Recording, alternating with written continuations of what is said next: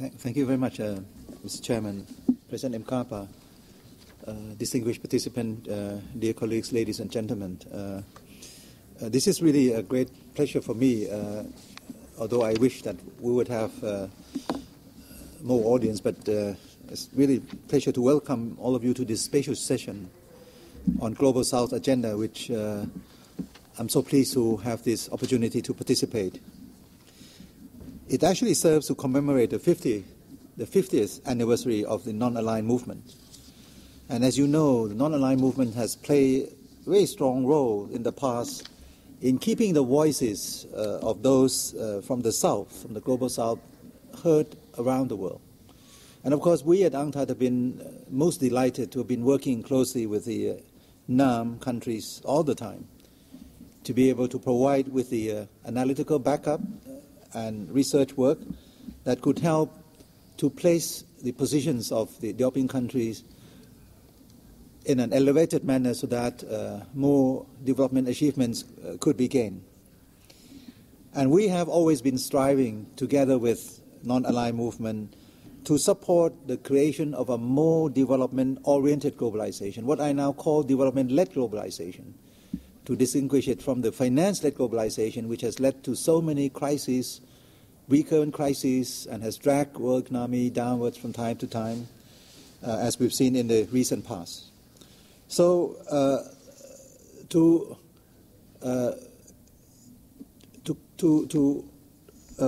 summarize it, we have come a long way in the last 50 years. We've come a long way, so much so that we are now seeing the so-called the emerging South, the global South emerging in a way that seemingly the South has sometimes been slated to already achieve the kind of goals that has been set up for the South from some decades ago.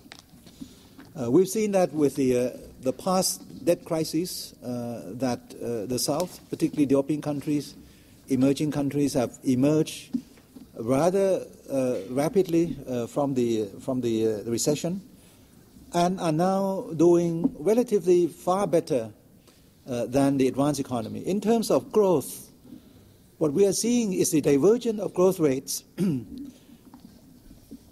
to amount to a significant level of around 4% for the next few years. There's a significant discrepancy of around 4% of growth rates that would point in the direction that of developing countries maintaining their recovery for the coming years. It is also quite clear that this debt-induced crisis may again come back to haunt us. If you look at the issues of sovereign debts that are being dealt with in Europe at present, and this again may put the growth perspective of Europe into jeopardy. We have seen recent new estimates of the growth to actually to bring it down to the level which is very close to the recessionary trend, very close to the point of zero. In fact, for some quarters, we might be seeing some negative growth in Europe, and already in more than 2 or 3 countries in Europe, they are going through some of these negative growth patches. So here again, as we move towards the future, not only the divergence of growth will be seen between advanced and developing countries, but at the same time, the recessionary trends that are going to hit advanced countries very hard to result in what the managing director of IMF, Christine Lagarde, was calling the other day of a coming back, return to a lost decade. So we are seeing that the rise of the South, of Global South, is something which is really probably to be celebrated. We've seen countries like China leaping to become the second largest economy in the world, to be the largest exporter of the world. We've seen the growth rates in India that has emulated Chinese growth, unprecedented growth, unprecedented level of investment mobilization.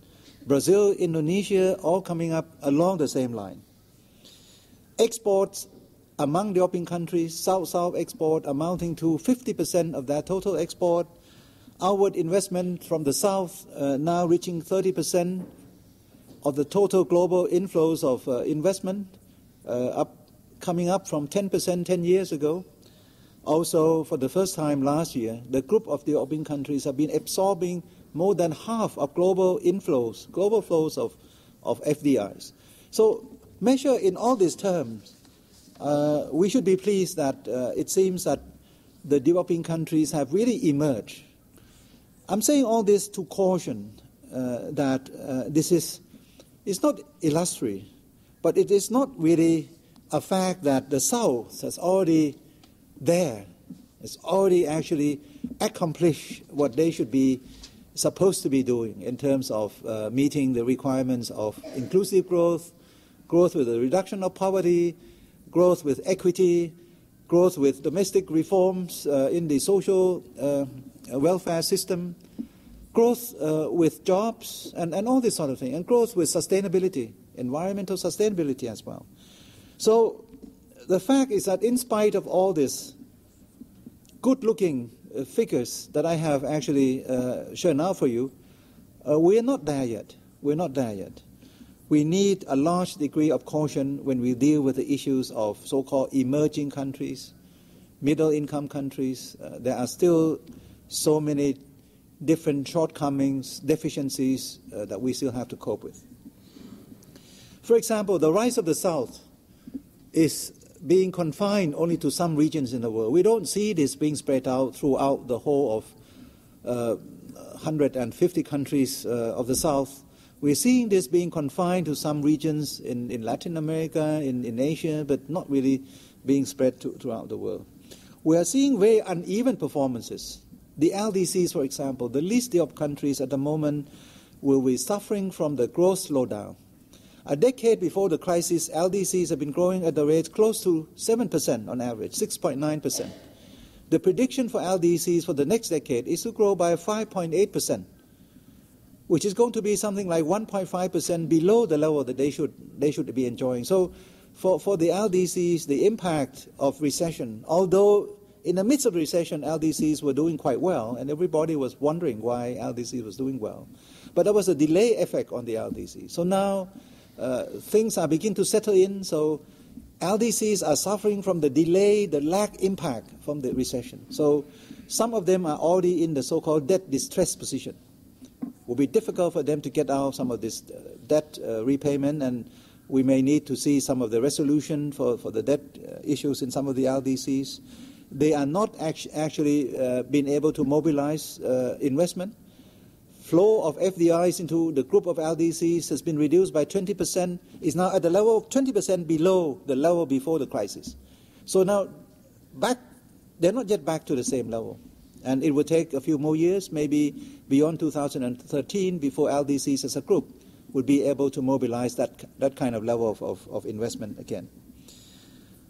We are still seeing that the growth of the developing countries and emerging countries are still very much dependent on growth in the world economy, particularly coming from the advanced economy.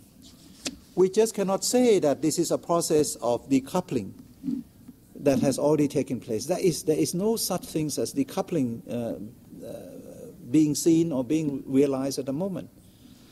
At the moment, when we see the so-called Purchasing Manager Index, the PMI, the index of manufacturing production, declining in Europe to the level below 50 points, it means the shrinking of manufacturing production in Europe. The same thing is being relayed to Asia, and now you're seeing PMI index also coming down from above 50 points now to below 50 as well. So you're seeing also contraction of manufacturing products in Asia, in China in particular. So here still economies are still very much intertwined around the world. We're going through the same trend. When you looked at the quantitative easing, injection of funds, liquidities into advanced economies to keep the economy going, the funds tend to flow into areas of high interest rates in the developing countries. And this fund has given rise to new threats in those countries, in the guise of the rise of the exchange rates, appreciation of exchange rates of the European countries like we see in Asia and also in Brazil. We see the threat of inflation rising because of the influx of new liquidity. So again, here in terms of financial relationship, no one is actually isolated from the global interdependence as it is at the moment.